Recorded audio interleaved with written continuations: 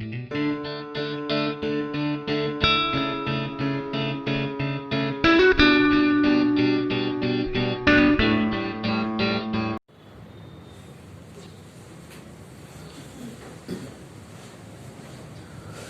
Students, Saraswati group of education તરફથી ઇંગ્લિશના video લેક્ચરમાં આપણે શીખી રહ્યા છીએ બોર્ડમાં ધોરણ 10ના સંદર્ભમાં પૂછાતા પ્રશ્નોના ડેમો લેક્ચર્સ. ગયા લેક્ચરમાં આપણે જોયું કે આપણે વિભાગ ડી છે તેમાં એક પ્રશ્ન પૂછાય છે, જેમાં એક વાક્યમાં અમુક શબ્દ નીચે લીટી કરેલી હોય છે અને તે લીટી કરેલો શબ્દ છે તે જવાબમાં આવે તે રીતે તેમાં જ આપેલા પ્રશ્નોમાંથી એક પ્રશ્ન સિલેક્ટ કરવાનો હોય છે. એટલે કે આ પ્રશ્ન OMR પદ્ધતિથી છે અને આપણે આની પહેલાના વિડીયો લેક્ચરમાં અમુક પ્રશ્નો છે તે શીખી ગયા. આપણે આમાં કઈ થિયરીથી કામ કરીએ છીએ કે સમજો કોઈ પણ પ્રશ્ન ઓળખતા ક્યારે આવડે? જો તમને તે પ્રશ્ન બનાવતા આવડે. જો પ્રશ્ન બનાવતા જ નથી આવડતો તો ઓળખતા આવડવાનો કોઈ પ્રશ્ન નથી, બરોબર છે?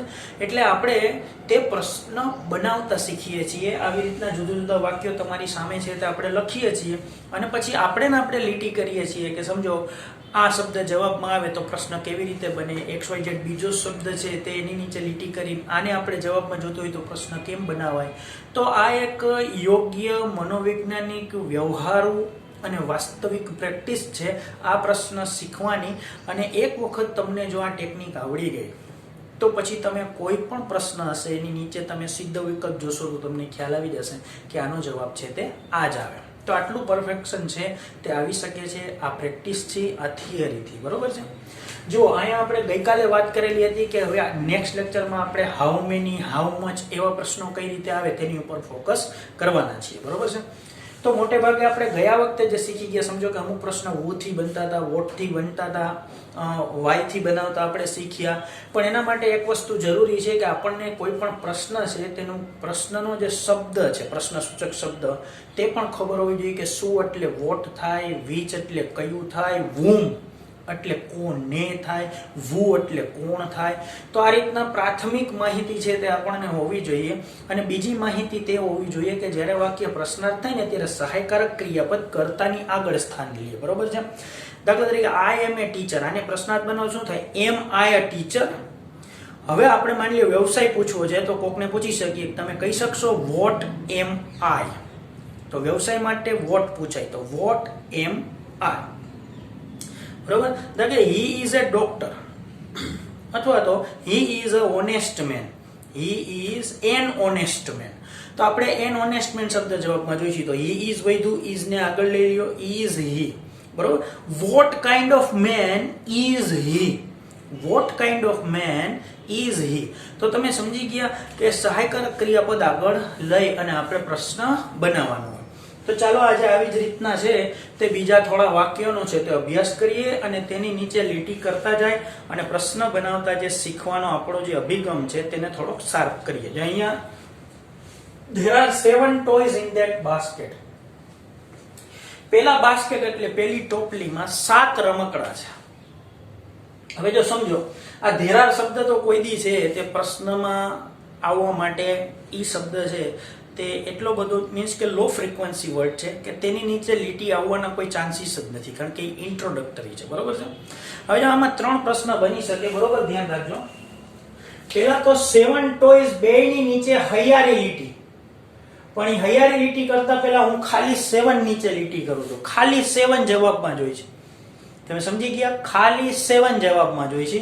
તો અહીંયા હું એકડો કરું છું અને પછી પ્રશ્ન બનાવું છું અને પછી આપણે આગળ પ્રોસેસ કરશું. જો તો મારે ખાલી 7 જવાબમાં જોઈશે, બરોબર છે? તો પણ મારે આમ પ્રશ્ન પૂછવાનો થાય હાઉ મેની, પણ હાઉ મેની છે એ શબ્દ કોઈ દી એકલો ઊભો રહી જ નથી શકતો. It can not stand alone. Something must have to be attached to that word, બરોબર? તો અહીંયા હાઉ મેની ટોયઝ એમ લેવાનું છે તો આપણને 7 જવાબમાં આવશે. એટલે જો હાઉ મેની ટોયઝ આને આપણે આગળ લઈ જવાનું છે, બરોબર? ધ્યાન રાખજો.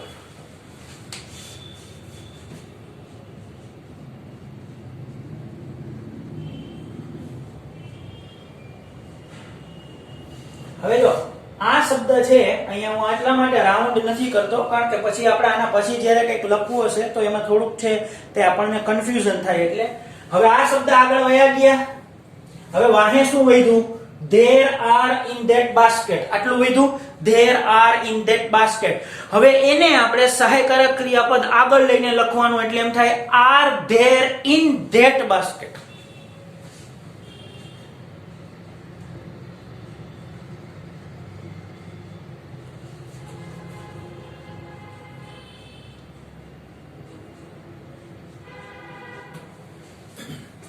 ફરીથી ધ્યાન રાખો આપણે આને આગળ લઈ ગયા 7 તો જવાબમાં આવશે એટલે how many toys are there in that basket હવે સમજો toys અથવા તો 7 toys જવાબમાં જોઈ છે સમજો ખાલી toys નીચે લીટી હોય તો પણ બરોબર ધ્યાન રાખજો ખાલી toys નીચે લીટી હોય તો પણ અને 7 toys નીચે લીટી હોય તો પણ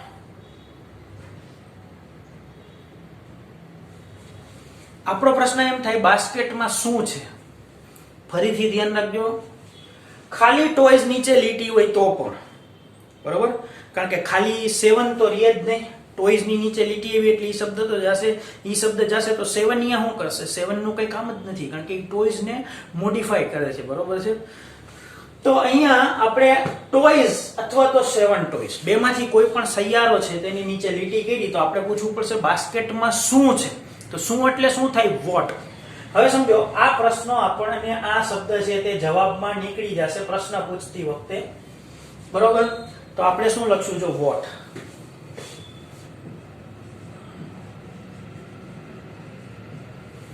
હવે જ્યારે અનનોન વસ્તુ વિશે તમે પૂછો છો જેની સંખ્યા તમને ખબર નથી એટલે આપણે તે બહુવચનમાં ને એકવચનમાં પૂછવાનો રિવાજ છે કે બાસ્કેટમાં શું છે તો પછી એમ કે ભાઈ બાસ્કેટમાં 7 રમકડા છે બરોબર ત્યાં સુધી તમને ખબર નથી એટલે મોટે ભાગે અનનોન થિંગ માટે હું આવે વોટ ઇઝ ધેર બરોબર vote is there in the jug vote is there in the room બરોબર તો અહીંયા છે તે વોટ પછી આપણે એક વચન લઈએ છીએ જાણી જોઈને એટલે ધેર આર નહીં ઇઝ ધેર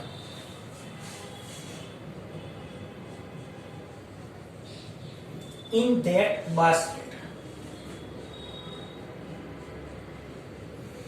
હંમેશા અજ્ઞાત સંખ્યા અથવા તો અનિશ્ચિત સંખ્યા માટે એક વચન છે તે નથી પૂછાય છે what is there in the basket બાસ્કેટમાં શું છે કારણ કે તમે એને એક વસ્તુ તરીકે પૂછો છો એક યુનિટ તરીકે પૂછો છો તમે વચન તરીકે નથી પૂછતા કે એમાં શું હે જરાક જોતો સાહેબ એમાં તો 7 રમકડા છે પણ મેં પૂછ્યું હતું ત્યારે મેં ટાર્ગેટ કર્યો એને એક યુનિટ તરીકે કર્યો હતો બરોબર છે એટલા માટે વોટ ઇઝ ધેર હવે જો in that basket છે તે જવાબમાં જોઈશી આપણે આ in that basket તો આને આપણે કઈ રીતે પ્રશ્ન પૂછશું તો in that basket એટલે આપણે પૂછશું કે ભાઈ 7 રમકડા ક્યાં છે તો ક્યાં છે એટલે શું આવે where હવે એમાં 7 રમકડા શબ્દ આવશે એટલે આપણે શું કરવું there are 7 toys એમાંથી r ને આગળ લઈ જાય બરોબર અને પહેલા શરૂઆતમાં મૂકીએ where તો જો અહીંયા શરૂઆતમાં મૂકશું where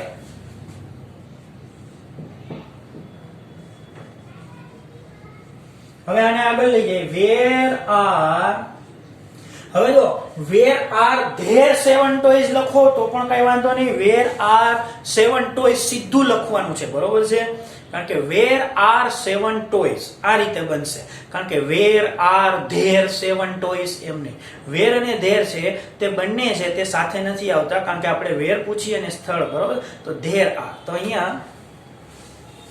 તમે there લખો તો પણ વાંધો નથી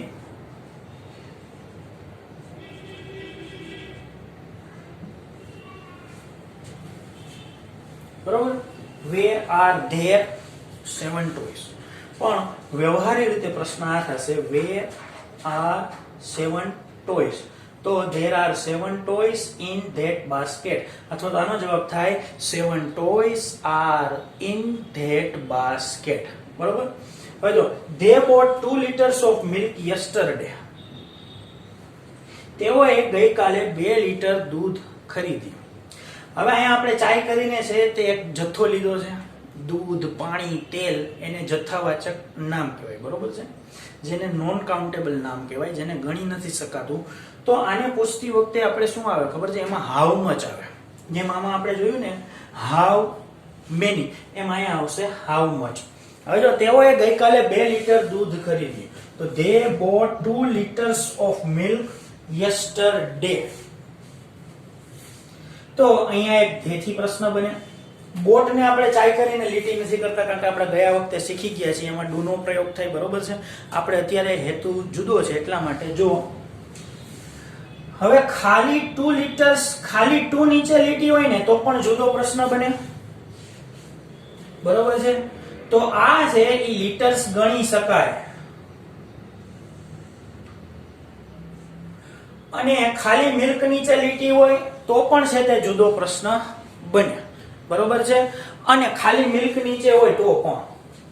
હવે પેલા 2 liters છે તો લીટર્સ છે તે ગણી શકાય છે, એટલે આપણે આ રીતે પૂછાય, how many liters of milk.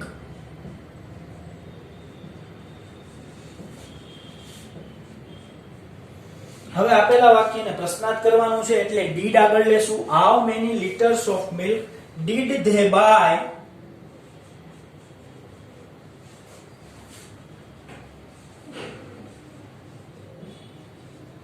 yesterday. હવે જો તો ધ્યાન રાખજો, આ સૌથી પહેલા આપણે આ 2 જવાબમાં જોતું હતું.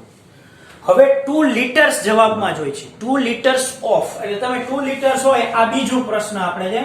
આ 2 liters આપણે જવાબમાં જોઈ છે એટલે ઓફ તો ઓલરેડી નીકળી જ જવાનું છે, કારણ કે લીટર્સ પછી છે. તો જો આપણે 2 liters જવાબમાં જોઈ છે, ઓમાં માત્ર 2 જ જવાબમાં જોતું હતું, બરોબર છે.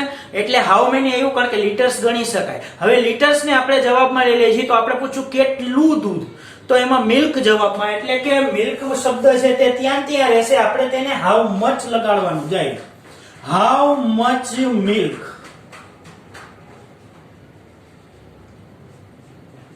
તો આ એકડો કર્યો, પછી અહીંયા જે સૈયારું છે ત્યાં આપણે બગડો કરીએ એટલે આપણને ખબર પડે કે કયું કન્સ્ટ્રક્શન છે તે કોને લાગુ પડે છે. હાઉ મચ મિલ્ક, કારણ કે લીટર્સ જવાબમાં આવશે 2 liters, બરોબર છે. હવે પાછું એમ જ લખવાનું, did they buy yesterday.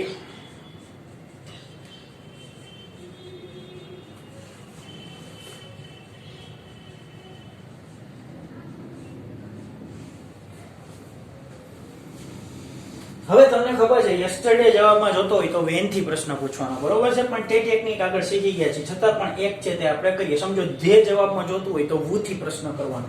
અહીંયા લખવાનું યસ્ટરડે એટલે ગઈકાલે. યસ્ટરડે જવાબમાં જોઈશી તો આપણો પ્રશ્ન શું હોય ખબર છે?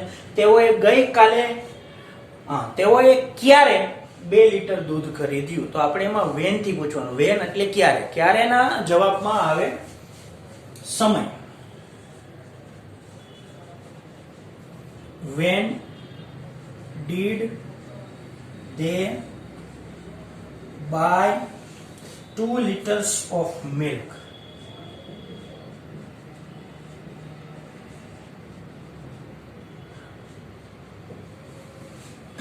Exactly પ્રશ્નાર્થ છે. હવે આ ધ્યાન રાખો, અહીં પાછું એક આપણે જનરલ સેન્ટેન્સ લીધું છે, બરોબર છે, કે our principal gave a prize to Aman in the assembly hall last week. અમારા પ્રિન્સિપાલે અમનને એસેમ્બલી હોલમાં ગયા અઠવાડિયે ઇનામ આપ્યું. જે સૌથી પહેલા આ શબ્દ જવાબમાં જોઈ છે તો આપણે પૂછવાનું who gave a prize to Aman in the assembly hall last week. આ ગઈકાલનું રિવિઝન સમજી લેજો. આમાં એક શબ્દ નવો આવશે whom, એ હમણાં હું તમને કહું. તો સૌથી પહેલો પ્રશ્ન છે who gave a prize to Aman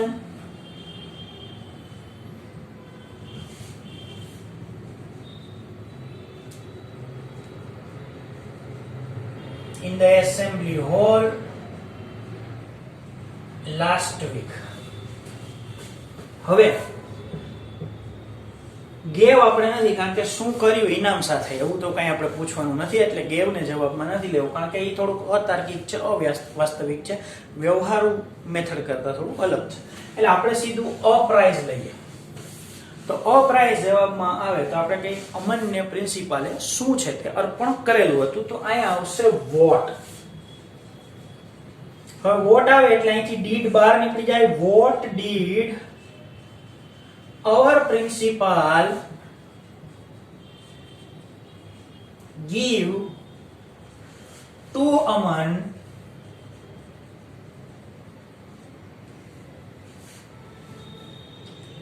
હવે અહીંયા એક ટેકનિકલ વાત છે સમજો અહીંયા પહેલા નિર્જીવ કર્મ હતું પછી સજીવ કર્મ છે our principal give to Aman એટલે તે આગળ ગયું એટલે એટલા માટે અહીંયા to છે તે યથાવત રહ્યું બરોબર છે તો in the assembly hall last week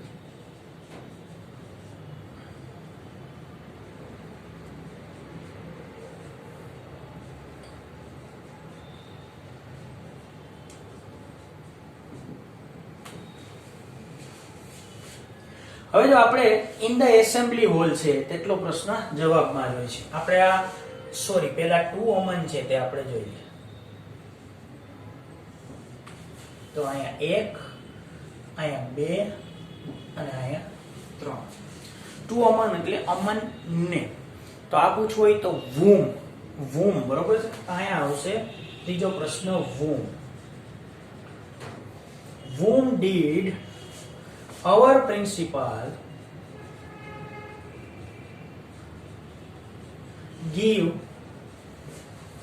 a prize in the assembly hall અને last week હવે સમજો કે આપણે એસેમ્બલી હોલ જવાબમાં જોઈ છે તો આપણે ગયા લેક્ચરમાં શીખી ગયા એમાં શું આપણે લખવાનું હતું વેર એટલે ક્યાં તો વેર ડીડ our principal આપણે લખીએ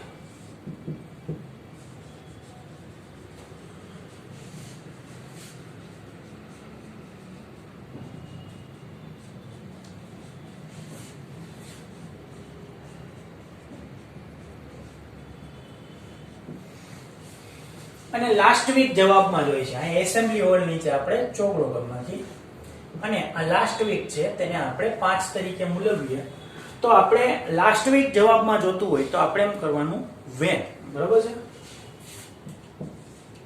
when did our principal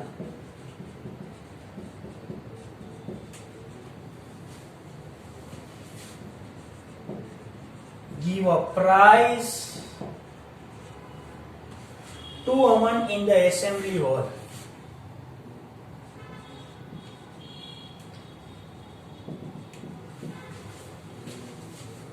બરાબર જુઓ she was reading a newspaper in the drawing room at that time તેણે ડ્રોઈંગ રૂમમાં દીવાન ખંડમાં છે તે છાપું વાંચી રહી હતી હવે આપણે સી જવાબમાં લઈ શકીએ આપણે પણ દીવાન ખંડમાં તેની શું પ્રવૃત્તિ કરી રહી હતી તો તે જવાબમાં આવે વોઝ રીડિંગ એટલે આ જવાબમાં લઈ શકાય ન્યૂઝપેપર આપણે એમ પૂછી શકીએ તેની શું વાંચી રહી હતી તો ન્યૂઝપેપર આવે ક્યાં વાંચી રહી હતી તો ઇન ધ ડ્રોઈંગ રૂમ આવે અને ક્યારે વાંચી રહી હતી તો એના જવાબમાં આવે એટ ધેટ ટાઈમ તો હવે જો આપણે આ 5 એ 5 છે તેના પ્રશ્ન બનાવશું સૌથી પહેલા આ જવાબમાં જોતું હોય આપણે આને નંબર્સ પણ આપી દઈએ જેથી કરીને આપણી સરળતા રહે અહીંયા જોવામાં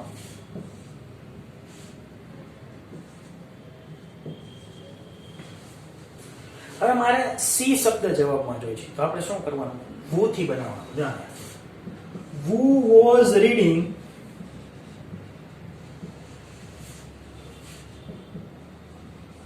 a newspaper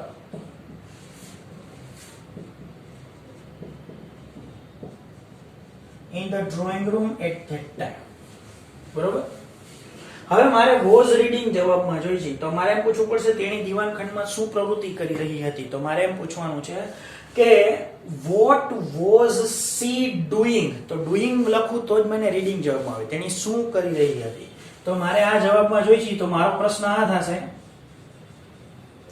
what was she reading હવે જો રીડિંગ ન્યૂઝપેપર આખું એક જ છે એટલે તમે બગડો લેશો ને એટલે તગડો એની મેરે આવી જ જશે તેની શું કરતી હતી તેમ તો ને તેની છાપાની મદદથી કઈ પ્રવૃત્તિ કરતી હતી એમ તો પૂછાય નહીં બરોબર છે એટલે ઓલરેડી ન્યૂઝપેપર એમાં આવી જ ગયું રીડિંગ ન્યૂઝપેપર એ ઘટક એક થાય બરોબર છે પણ આપણે આને અલગ શબ્દ એટલા માટે બનાવ્યો છે કારણ કે એકલું ન્યૂઝપેપર જવાબમાં જોતું હોય તો પણ પ્રશ્ન બને છે એટલા માટે બરોબર છે તો what was she સોરી અહીંયા ડુઈંગ લખવાનું છે મારે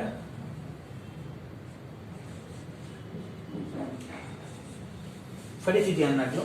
What was she doing in the drawing room at that time?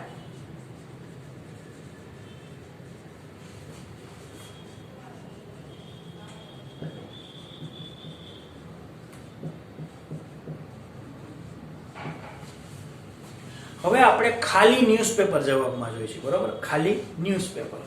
તો આપણે what was she reading in, બરોબર? આ ન્યૂઝપેપર જવાબમાં આવશે. હે તગડો.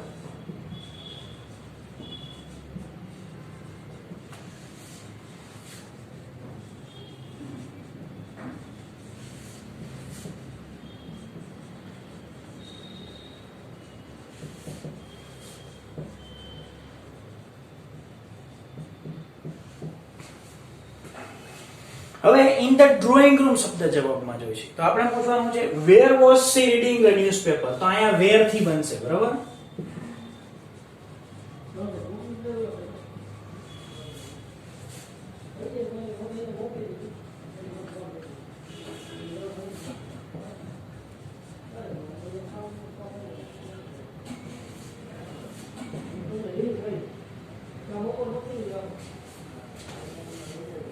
અને હવે ક્યારે, તો ક્યારે નો ઇંગ્લિશ થશે when. તેણી ક્યારે છાપું વાંચતી હતી? તો અહીંયા આવશે when.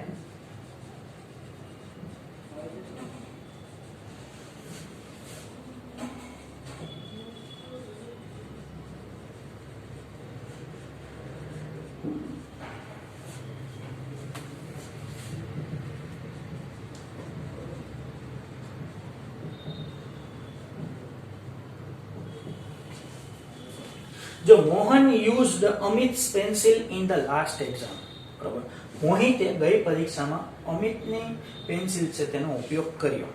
હવે તો તમે આ બધા છે તે તો તમને ખબર પડી જાય. મોહન માટે who, યુઝડ માટે do, એક આ અમિત's પેન્સિલ છે એ જુદું છે. ઇન ધ લાસ્ટ એક્ઝામ એટલે when.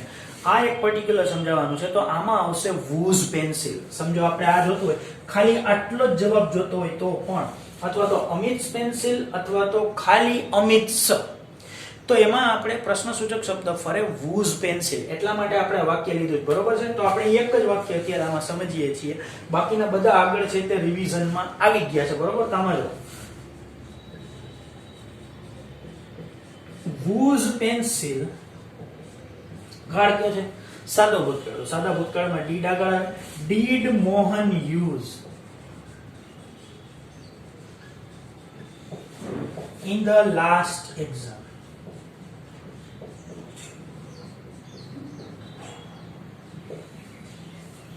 પહેલો મજાની વાત એ છે કે આપણે આખા વાક્ય શીખ્યા, પણ આપણે ત્યાં તો સિલેક્ટ જ કરવાના છે, બરોબર છે?